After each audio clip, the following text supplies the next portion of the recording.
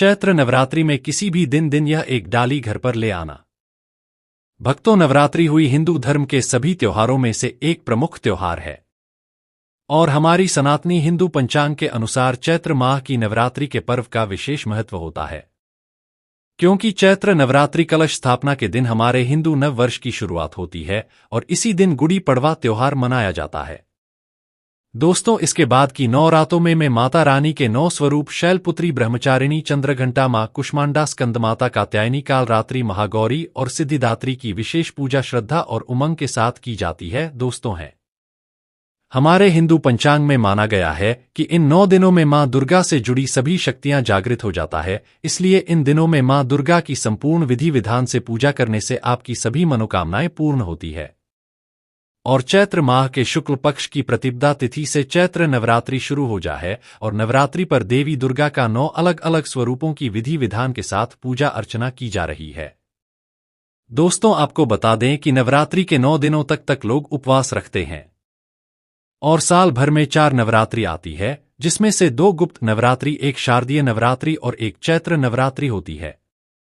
और चित्र नवरात्रि की विशेष महत्व इसलिए है कि यदि नवरात्रि में माता का काम करने से देवी भगवती की खास कृपा होती है। खास बात यह है कि चैत्र नवरात्रि के 9वें दिन यानी नवमी को राम नवमी मनाई जाती है। इसके पीछे प्राचीन मान्यता है कि भगवान विष्णु ने त्रेता युग में इसी दिन भगवान राम के रूप में अयोध्या में अवतार लिया था। दोस्तों, अधिकांश हिंदू परिवार इसे श्रद्धा से मनाते हैं। हिंदू पंचांग कैलेंडर के अनुसार नए वर्ष के प्रारंभ से राम नवमी तक इस पर्व को वसंत नवरात्र के नाम से भी जाना जाता है।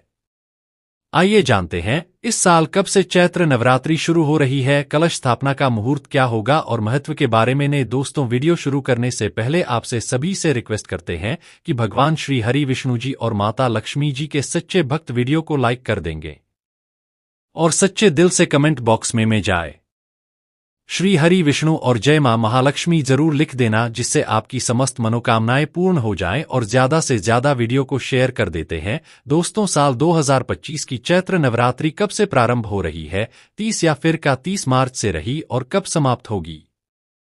प्रतिपदा तिथि का प्रारंभ कब होगा और प्रतिपदा तिथि समाप्त कब होगी? और कलश की स्थापना करने का शुभ मुहूर्त क्या होगा और माता रानी प्रसन्न होने पर कौन से संकेत देती है? दोस्तों, वीडियो को पूरा देखिएगा, तभी आपका कंफ्यूजन दूर होगा। और साथ ही हम जानेंगे कि नवरात्रि रही है इस बार कितने दिन दी है और चैत्र मास की नवरात्रि में मां दुर्गा के आने की सवारी क्या होगी। नवरात्रि प्रारंभ होने से पहले आपको किन बातों का ध्यान रखना है और नवरात्रि में इन मंत्रों का जाप करना है, संपूर्ण जानकारी आपको आज की वीडियो में देने वाला होना, तो वीडियो बहुत महत्वपूर्ण है। वीडियो को पूरा जरूर देखिएगा। लेकिन वीडियो को शुरू करने से पहले पूरी श्रद्धा के साथ एक बार कमेंट सेक्शन में जाएं, माता जी का जयकारा अवश्य लगा लीजिए। मां भगवती दुर्गा की कृपा सदैव आप और आपके समस्त परिवार पर बनी रहेगी। और वीडियो को लाइक करके कि चैनल को सब्सक्राइब अवश्य कर लें। दोस्तों, नवरात्र के 9 दिन बहुत ही पवित्र माने जाते हैं और इन 9 दिनों में भगवत अपनी अपनी सामर्थ्य अनुसार माता रानी की पूजा करते हैं। और दोस्तों, आपको बता दें कि इन 9 दिनों में नाखून, बाल आदि काटने के लिए मना किया जाता है। व्रतधारी को पूजा करते समय में विशेषकर ध्यान रखें, काले रंग के वस्त्र नहीं पहनने चाहिए। विधि विधान से सुबह और शाम की पूजा करनी चाहिए। वैसे तो कलश स्थापना करना बहुत ही शुभ माना जाता है। अगर आप किसी कारण से कलश स्थापना नहीं कर पाते हैं तो बिना कलश स्थापना के भी आप नवरात्रि के 9 दिन की पूजा या 9 दिन उपवास रख सकते हैं। दोस्तों, इन 9 दिनों में अखंड ज्योत भी चलाई जाती है, जो कि 9 दिन और 9 रातों तक लगातार चलती रहती है। इन 9 दिनों में श्री दुर्गा चालीसा पाठ, श्री दुर्गा सप्तशती का पाठ किया जाता है। और दोस्तों, अपनी अपनी परंपराओं के अनुसार अष्टमी और नवमी तिथि को कन्या पूजन किया जाता है। दोस्तों, नवरात्रि में मां दुर्गा के 9 स्वरूपों की आराधना करते हैं। प्रथम शैलपुत्री, द्वितीय ब्रह्मचारिणी, चंद्रघंटा, कुष्मांडा, चतुर्थ और पंचम स्कंदमाता, कात्यायनी, कालरात्रि, महागौरी और सिद्धिदात्री। तो नवराज तेरी मां दुर्गा के 9 स्वरूपों की आराधना की जाती है। नवरात्रि के प्रथम दिन हम देवी मां शैलपुत्री की पूजा करते हैं।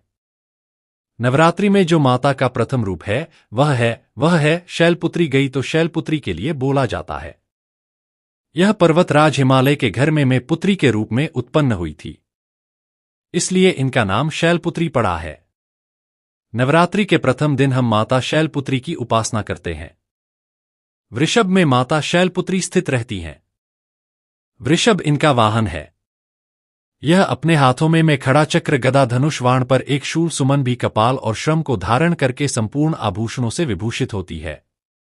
मेल मरीज के समान क्रांति युक्त 10 भुजा माता की है, 10 चरण वाली है। इनके दाहिने हाथ में त्रिशूल और बाएं हाथ में कमल पुष्प सुशोभित है। देवी पुत्री शक्ति दृढ़ता आधार पर स्थिरता का प्रतीक है। माता की उपासना करने से जीवन में स्थिरता आती है। तो अगर आप भी माता शैलपुत्री को प्रसन्न करना चाहते हैं तो आपके जीवन में स्थिरता आएगी। माता शैलपुत्री का जो बीज मंत्र है वो है ओम चंद शैलपुत्री देवी नरमा। नवरात्रि के दिन हम माता ब्रह्मचारिणी की पूजा करते ही देवी ब्रह्मचारिणी की आराधना करने से कई प्रकार के मनोरथ की पूर्ति होती है। देवी ब्रह्मचारिणी इनका नाम क्यों पड़ा, यह भी जान लेते हैं। तो भगवान शिव से विवाह करने के लिए प्रतिज्ञाबद्ध देवी माता पार्वती ने कठोर ब्रह्मचारी का पालन किया गया।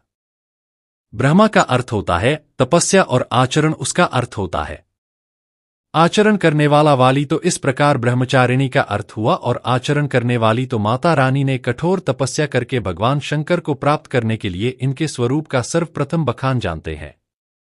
तो देवी ब्रह्मचारिणी के दाहिने हाथ में जप की माला है, बाएं हाथ में कमंडल है और ब्रह्मा का स्वरूप है।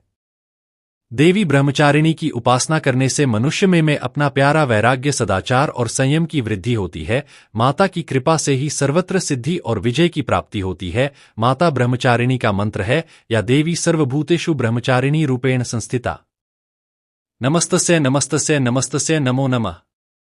नवरात्रि के तीसरे दिन मां चंद्रघंटा की पूजा करते हैं। इस देवी के मस्तक पर घंटे के आकार का केंद्र बना हुआ है, इसलिए माता का नाम चंद्रघंटा पड़ा है। इनके जो चंद है यह भयंकर है। घंटे की ध्वनि से यह सभी दुष्ट व्यक्तियों का नाश करती है, इसलिए माता का नाम चंद्रघंटा पड़ा है। इनके स्वरूप जान लेते हैं तो मां के शरीर का रंग रंग स्वर्ण के समान चमकीला है। इनके 3 नेत्र हैं, 10 हाथ हैं। इनके कर कमल गदा धनुषवाण खड़ा का त्रिशूल और अस्त्र शस्त्र लिए हुए हैं। अग्नि जैसे बनने वाले हैं, ज्ञान से जगमगाने वाली हैं।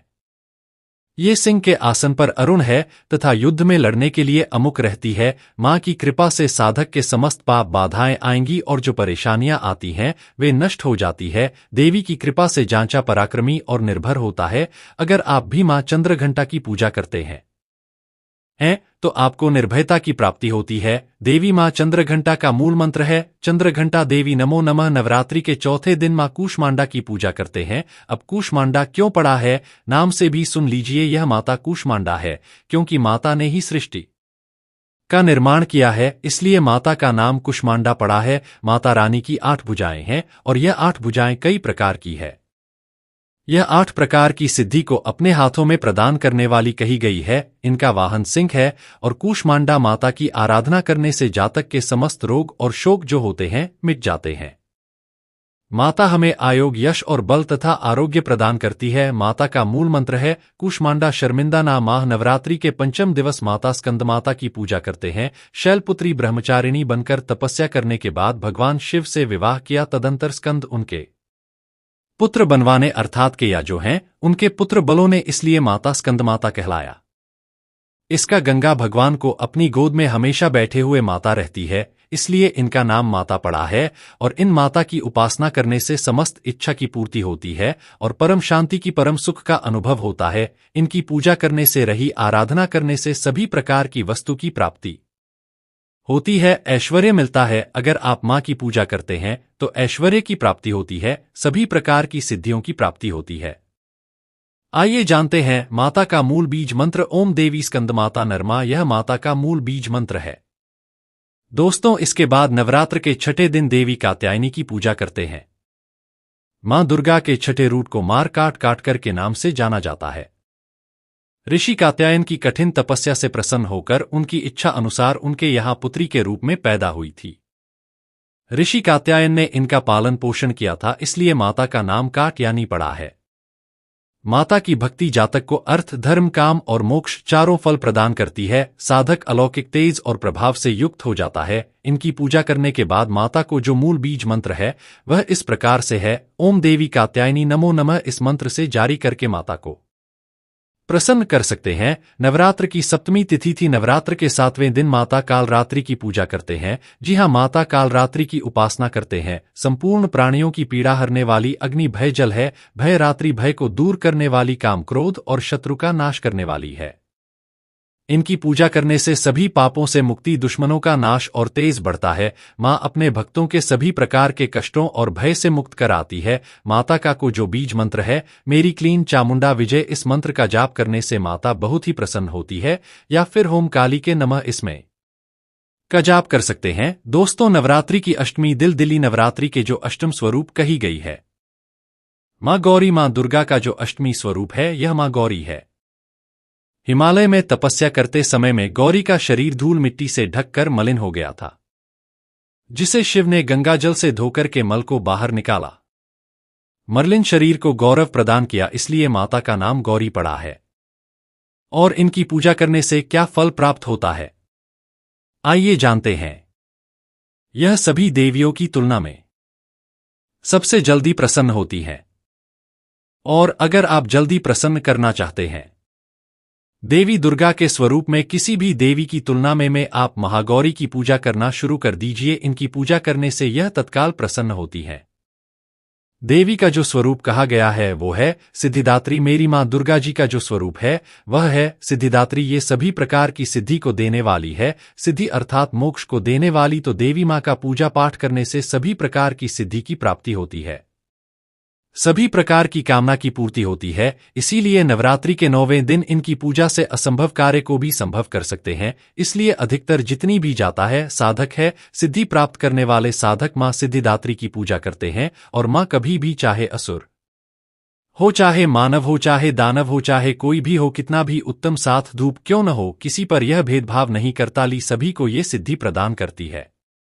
इनका जो बीज मंत्र है सिद्धिदात्री नरमा, आप में से अधिकतर दर्शक हमें कमेंट करते हैं कि गुरुजी हमें सिद्धि की प्राप्ति करने के लिए क्या करना चाहिए। तो अगर आप सिद्धि प्राप्त करना चाहते हैं तो मां सिद्धिदात्री की आराधना करना शुरू कर दे। और जो बीज मंत्र बताया है, इस बीज मंत्र का जितना ज्यादा हो सके जांच करें हैं। इस बीज मंत्र का जाप करने से आपको 8 प्रकार की सिद्धि और 9 प्रकार के निधि की प्राप्ति होती है। आइए अब इस वीडियो में जानते हैं। नवरात्रि में यह 7 संकेत बताते हैं। मां दुर्गा आपसे बहुत प्रसन्न है और आपके घर में आ चुकी है। पहला संकेत है बार बार गौमाता का आना। जिस घर में मां दुर्गा रहती है उस घर में उनकी बहन कामधेनु उनकी सेवा के लिए, उनके दर्शन के लिए बार बार घर के द्वार पर बिल्कुल ही आया है और यह घर के इर्द गिर्द घूमती रहती है। वहां से 9 दिनों तक नहीं भागती हुई तो समझ जाना माता रानी आपके घर में आ चुकी है। दूसरा संकेत मधुमक्खी का घर में आना। देखिए, मधुमक्खी को मां दुर्गा का भ्रमण का स्वरूप कहा गया है। जिस घर में नवरात्रि में मधुमक्खी आता है तो समझ जाना उस घर में माता रानी आ चुकी है, क्योंकि जो मधुमक्खी है यह मां दुर्गा का ही स्वरूप कही गई है। और यह अपने पूर्ण स्वरूप के दर्शन के लिए अर्थात 9 दुर्गा के दर्शन के लिए सेविका बंद करके आती है। तो समझ जाना आपके घर में मां दुर्गा आ चुकी है। तीसरा संकेत ज्योति का तेल गलती में जलना। जी हां, अगर आपने अपने घर में माता रानी की प्रसन्नता के लिए, भक्ति प्राप्त करने के लिए ज्योति स्थापित करके रखी है और अगर ज्योति की लौ तेज गति से चल रही है तो समझ जाना ज्योति के समक्ष स्वयं माता रानी खड़ी है। और आपको भी अंतरात्मा से माता रानी के होने का एहसास होगा। तो इन संकेतों से भी पता कर सकते हैं कि माता रानी आपके घर में आ चुकी हैं। चौथा संकेत नवरात्रि में दीपक की बाती में फूल का बनना। अगर आपके दीपक की में अचानक से फूल बनने लगे तो समझ जाना नव दुर्गा माता आपके ऊपर बहुत प्रसन्न है, आपके ऊपर पूर्ण रूप से अपने कृपा बरसा रही है और माता रानी आपके घर में आ चुकी है। आपके सभी कष्टों को दूर करके माता रानी इस लोक से फिर जाएंगी अर्थात आपके घर से जाएंगी। पांचवा संकेत बताते हैं बार बार घर में अगर काली जी निकलने लगेगी, अगर काली चींटी समूहबद्ध निकल रही हैं और रास्ता काटती है तो समझ जाना माता रानी आ चुकी हैं और आपके सभी प्रकार की इच्छा को पूर्ण करके जाएंगी। यह माता लक्ष्मी के होने का एहसास कराता है। अचानक घर में मनमोहक सुगंध आने लगे। यदि आपको अपने घर में अचानक से इतर जैसी कोई सुगंध आने लगे, ठंडी हवा चलने लगे तो समझ जाना माता रानी आ चुकी है और अपने होने का एहसास आपको करा रही है। तो इन संकेतों से भी पता कर सकते हैं कि माता रानी आपके घर में आ चुकी हैं। साथ व संकेत फटे कपड़े पहने अगर कोई याचक आ जाए तो समझ जाना माता रानी आपके द्वार पर याचक बनकर के आ चुकी है। नवरात्रि में कोई भी याचक आए तो खाली हाथ भूलकर भी मत जाने देना, क्योंकि स्वयं माता रानी परीक्षा लेने के लिए हमारे घर में याचक बनकर के आ जाता है, क्योंकि इस बार अपने भक्तों की परीक्षा लेने के लिए धरती पर स्वयं आते हैं। और यह आपको समझना होगा, तो यह साफ संकेत बताते हैं कि